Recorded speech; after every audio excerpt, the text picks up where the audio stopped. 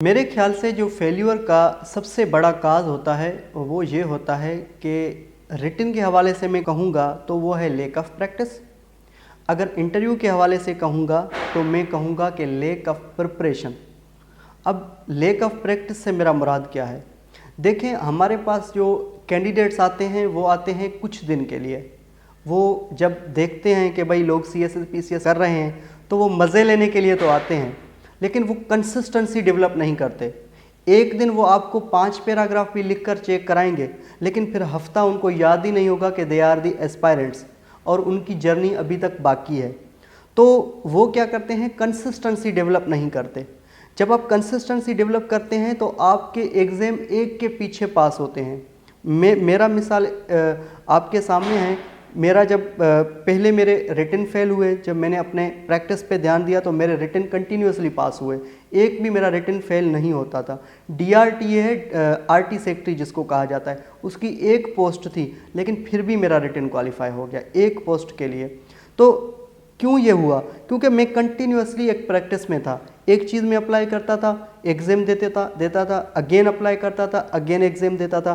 तो मेरी एक कंसिस्टेंसी बन गई थी रिटन के हवाले से, तो फिर मेरे रिटन क्वालिफाई होते रहे।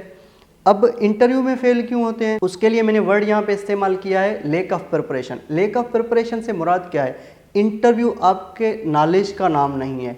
आपका नॉलेज, आपकी नॉलेज को चेक किया गया है। अब नॉलेज के साथ साथ आपकी दीगर चीज़ें भी चेक की जाती हैं इंटरव्यू के दौरान। उससे क्या है, आपके पोस्चर्स, उससे क्या है, आपके इंटरेक्शन। मेरे इंटरव्यू क्यों फेल हुए? क्योंकि मेरे सोशल इंटरेक्शन अच्छे नहीं थे। फिर मैंने उन पे सोशल कम्युनिकेशन पे काम किया मैंने। तो प्रिपरेशन बहुत अच्छी होनी चाहिए, हर एंगल से होनी चाहिए। हर एंगल से मेरा मुराद क्या है कि आपका नॉलेज गैप भी पूरा होना चाहिए, और प्लस में आपकी पर्सनैलिटी भी होनी चाहिए, और प्लस में आपका कॉन्फिडेंस भी होना चाहिए। कॉन्फिडेंस से मुराद क्या है कि इंटरव्यू के कुछ SOPs होते हैं। इंटरव्यू के SOPs से मुराद क्या है कि आप लोग इंटरव्यू को प्रिपेयर करें, आपके लुक को अच्छा रखें, आपके कम्युनिकेशन स्किल्स अच्छे रहें, आप अपना पोस्चर ज़्यादा उसको आप लीन ना करें, आप उसको स्ट्रेट रखें, हैंड्स की मूवमेंट प्रॉपर रखें। तो ये चीज़ें एस्पायरेंट्स नहीं करते, और फिर जो है उनके, मेरे ख्याल से ये दो चीज़ें हैं, एक लैक ऑफ प्रैक्टिस और लैक ऑफ प्रिपरेशन, ये अल्टीमेटली रीज़न है फेल्यूर का। जी बिल्कुल, देखें, इंटरव्यू का एक अलग से एक चार्म होता है, इंटरव्यू का एक अलग से एक डर भी होता है, फोबिया भी होता है। उसके पीछे रीज़न ये होता है कि हम जब लिखते हैं तो हमें कोई भी सुपरवाइज़ नहीं करता, वो हम अपने हिसाब से लिखते हैं। हमारी मर्ज़ी होती है, हमारे जहन में जो भी चीज़ें आती हैं हम वो लिख लेते हैं। लेकिन इंटरव्यू में ऐसे नहीं होता। इंटरव्यू में आपको पैनलिस्ट देख रहे होते हैं ऊपर से नीचे। इसमें सबसे बड़ा मसला जो आता है वो ये आता है कि हमारे सोशल कम्युनिकेशन या सोशल इंटरेक्शन जो होते हैं वो हम बड़ा मसला हमारे लिए पैदा होता है, पर्टिकुलरली इंग्लिश का।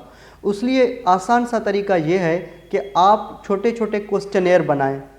पहले अपनी इंट्रोडक्शन बनाएं, फिर आपका डिस्ट्रिक्ट प्रोफाइल, फिर आपके प्रोविंस का प्रोफाइल, उसके बाद आपके कंट्री का प्रोफाइल, फिर जो करंट अफेयर के इंपॉर्टेंट टॉपिक्स होते हैं, जिस तरह से अभी देखें मसले मसाइल चल रहे हैं, गज़ा इशू है, और उसके अलावा रशिया यूक्रेन क्राइसिस है।